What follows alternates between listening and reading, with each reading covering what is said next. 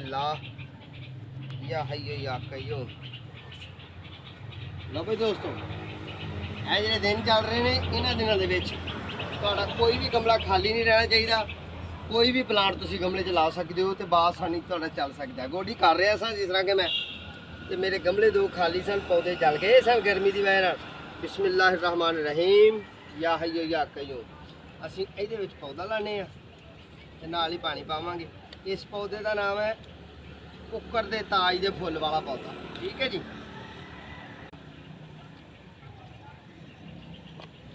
दूसरा भी इतने ला देने। कोई भी थोड़ा गमला अजकल खाली है, कोई जगह खाली है, पौधा बासानी चल जाता है, तुसी लाओ।